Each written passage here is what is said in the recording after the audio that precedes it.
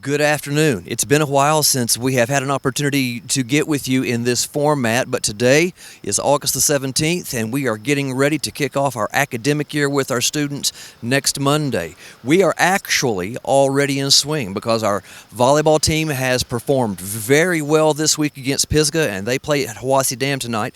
We have our first home football game with our JVs at Swain Memorial Stadium, and don't forget that our varsity kick it off at the Memorial Stadium also tomorrow, and we would love to see you there for that. Now, I want to share some thoughts with you as we get started into the school year. And the first thing is this. Obviously, the school buses are going to be on the road on Monday, and we want you to please pay especially close attention to when you see them and make sure that you know what the rules of the road are regarding stop signs and keeping our students safe with our school buses. It is unusual if we go through a week that we don't have at least one stop arm violation with our buses. And while we do everything we can, and so our law enforcement does everything that they can to help us be safe there, it really is a partnership between us and you. So please help us keep our students safe as they're on their buses, getting on and getting off. Now, I know that there is a lot of concern about the construction that's happening in downtown Bryson City. We have been in communication with law enforcement and also with the town so that we can have a safe route that will also be quick as our students are leaving the high school at the end of each day. In the mornings it'll be a little bit different, but in the evenings our goal is to get the buses from the high school to the places where they need to be as quickly as we can. There is a route that has been mapped out.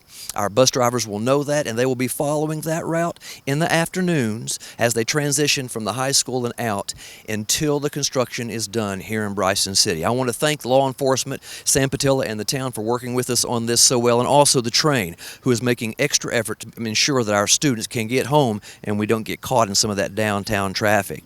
I also want to share with you an exciting point of news, and that is every student in Swain County Schools is able to receive a free breakfast and a free lunch every single day that school is in session. We're able to do that because of a program that we have invested ourselves into that reimburses us for a percentage of the cost of those meals. Now, I want you to hear what I just said. That's a percentage of the cost. That means that there is an element that we need to pay for ourselves, but you can help us, because if we can get our participation rate in the morning to 75% and our afternoon participation rate up around 90% for lunches, we will be able to cover almost all of our costs for food and nutrition. Please have your sons or daughters eat breakfast and eat lunch here in Swain County Schools. We're changing menus. The biggest thing that I heard is that rather than those, forgive me for saying it this way, but those old brown buns that used to be on hamburgers and chicken, we're going to a totally different bun style. It's called a brioche bun, and that's going to be something that you're going to be able to enjoy, or your student is going to be able to. So please help us with that. You'll be reading more about that in the Smoky Mountain Times today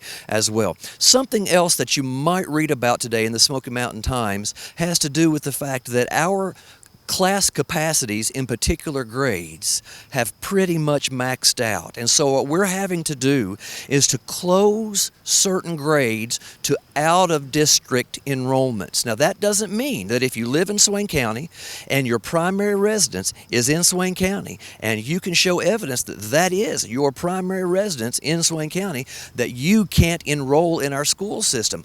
Every person who lives in Swain County and has their primary residence here, or if you are an employee of the Swain County school system, your students are guaranteed a spot.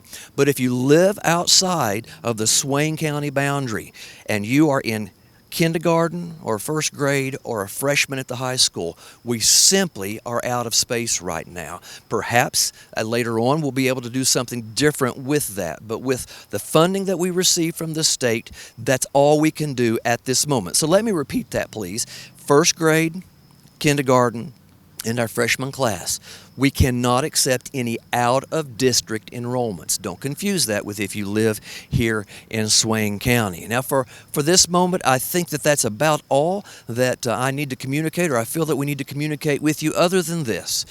Communication is very important to me and to our school system, and we are dedicated this year to communicating with you in a more effective and more frequent way. And one of the ways that we can do that is by you accessing our district webpage. As a matter of fact, you, if you have a son or a daughter in our school system, will probably be getting some information as your students come home, and you'll need to sign that, if you would please. If you can't find that student handbook that you are going to be looking at in the future, go to our website and select the student call down, and you will find all of our school handbooks right there, and we will have our student code of conduct up there by the end of the week as well. Use those resources. Also, don't be afraid to pick up the phone and give us a call. We would love to talk with you and hear your suggestions and your thoughts.